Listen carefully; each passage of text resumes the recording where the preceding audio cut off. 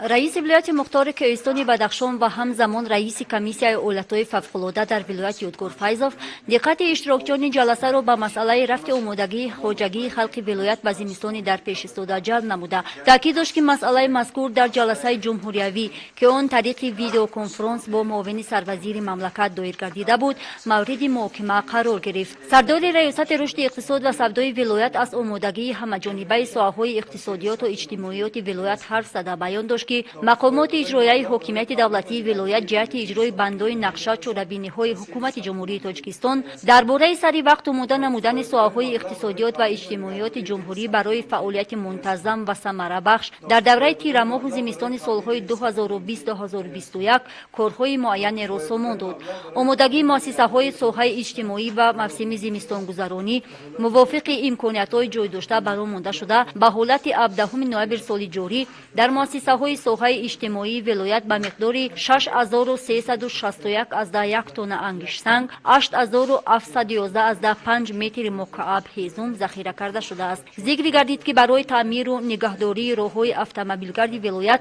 به مقدار معین مواد ضد لغزش و مواد سوزشواری ذخیره کرده شده است که آن 100% نقشه را تشکیل می‌دهد. موافق نقشه مؤسسه‌های نگهداری راه‌های اتومبیلگرد برای در حالت خوب تکنیکی نگاه داشتن راه‌های ولایت 114 عدد تکنیکای راهداری پیش بینی شده، از این تعداد 109 عدد آماده کار میباشند. در جلسه اینچنین سردار ریاست کمیته اولتای فوق‌العاده و مدافع گراجدانی در ولایت پالکوونیک نعیم میرکوف اویدی مسئله مذکور مفصل اخبارات داده گفت که ریاست مطابق قانون‌های حکومت جمهوری تاجیکستان نقشه شورابینی‌ها طرح‌ریزی نموده در اساس آن گروه کاری ریاست به شهر و ناحیه‌های ولایت سفر برگردیدند. از جانب گروه کاری سنجش حالت آمادگی تکنیک و مکانیزم‌ها و ذخیره مواد ضد لغزش و سوزشواری دیزلی گذرانیده شد. معین گردید که در توازن مؤسسه دولتی نگهداری راه‌های اتومبیلگرد شهر و ناحیه‌های ولایت 154 عدد تکنیک و مکانیزم‌های راهسازی، از این شماره 119 عددشان کارشایان میباشند. 62 عددشان تکنیک‌های مهندسی بوده برای موسم تیر ماه و زمستان سال‌های 2020-2021 آماده کرده شده در موضع‌های آسیب‌پذیر ناحیه‌های ولایت جابجا کرده شدند. اینچنین در توازن کارخانه واحد دولتی خواجگی منزلی و کمونالی شهر خاروق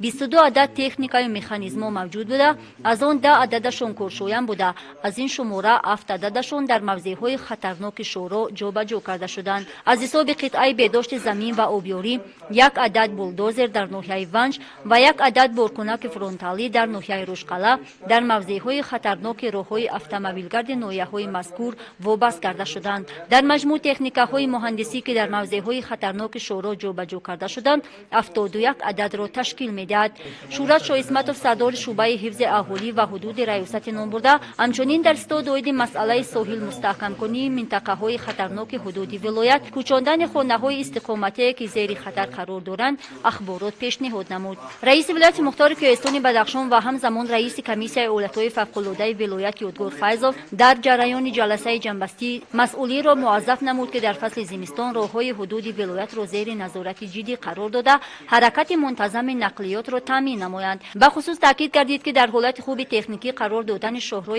اتومبیلگرد کلمه مرغاب خاروق درواز چاره‌های لازمی برای ماندن ضرور است. با نظرداشت کمبود آب در دریای غون و جاری گردیدن رجای انتقال نیروی برق به خصوص در ناحیه‌ها و دیهه‌های دوردست ولایت آمادگی همه‌طرفه بیمارخانه‌های منطقوی ولایت برای قبول مریضان و با نیروی برق تامین نمودن این مؤسسه‌های طبابتی مسئولین شرکت پامیر انرژی و ریاست تندرستی سفارش گرفتند که در این سمت چاره‌های ضروری را پیاده نمایند. در کار جلسه جنبستی همچنین سردار سرریاست حفظ اهالی و حدود کمیته اولتای فوق‌العاده و مدافع گراجدانی نزد حکومت جمهوری تاجیکستان پالکوونیک کامولوف جمشید نیز شرکت ورزیدند.